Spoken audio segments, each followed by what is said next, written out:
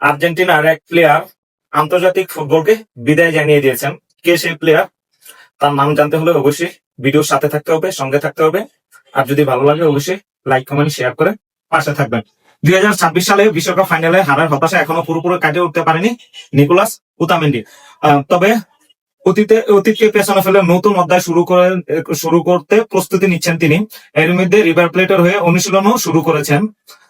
আগামী শনিবার রাইকার্স সেন্ট্রালের বিপক্ষে ম্যাচ দিয়ে নতুন ক্লাবে তার অভিষেক হবে।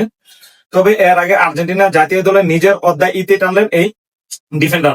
38 বছর বয়সী উতামেন্ডি আবেগঘন এক বার্তায় 17 বছরের বর্ণাঢ্য আন্তর্জাতিক ফুটবলকে আনুষ্ঠানিকভাবে বিদায় জানিয়েছেন।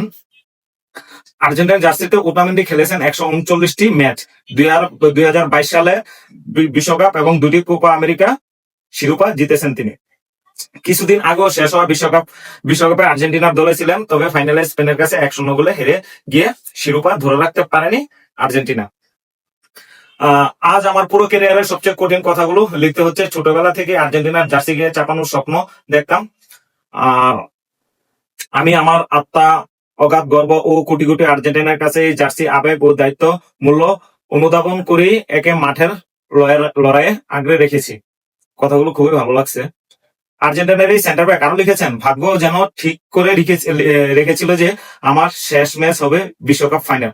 ফলটা অবশ্য আমার যেভাবে চেয়েছিলাম সেভাবে হয়নি, তবে আমি মাথা উঁচু করে বিদায় নিয়েছি। কারণ জানি এই দল শেষ সেকেন্ড পর্যন্ত নিজেদের সবটুকু উজাড় করে দিয়ে লড়েছে। মাঠে আমি এবং আমার সবকিছু দিয়ে এসেছি, এই তৃপ্তি নিয়ে বিদায় নিচ্ছি। কখনো এক ফোঁটা চেষ্টাও কমতি রাখেনি, কখনো বিশ্বাস হারায়নি। আর এই জার্সিকে জীবনের সবচেয়ে বড় সম্মান হিসেবে সবসময় অনুভব করেছি। উতামেন্ডি নিজের বার্তা ইতি টেনে এভাবে ধন্যবাদ জানিয়েছে আর্জেন্টিনার দলকে। বিশ্ব চ্যাম্পিয়ন হওয়ার স্বপ্ন পূরণের সুযোগ করে দেওয়ার জন্য তোমার কাছে আমি চিরকৃতজ্ঞ। সম্প্রতি ইউরোপের 17 বছরের সকল অধ্যায়ের ইতি টেনে আর্জেন্টিনার ঐতিহাসিক ক্লাব রিভার প্লেটে যোগ দিয়েছেন উতামেন্ডি। ইউরোপে তিনি খেলেছেন পের্তো, ভ্যালেন্সিয়া, ম্যানচেস্টার সিটি ও বেনফিকার হয়ে। আর্জেন্টিনার হয়ে খেলেছেন 4টি বিশ্বকাপে। জাতীয় দলের হয়ে 139টি ম্যাচে 8টি গোল করেছেন উতামেন্ডি। তবে আস্তে আস্তে সবাইকে বিদায় নিতে হবে। বিদায় বেলা সবারই আসছে। মেসিও বিদায় নিবে, উতামেন্ডি বিদায় নিয়েছে, ডি মারিয়া বিদায় নিয়েছে। হয়তোবা কোনোদিন আমাদের বাস পাখিও বলবে আন্তর্জাতিক ক্যারিয়ারকে বিদায় জানিয়ে দেওয়ার সময় হয়েছে।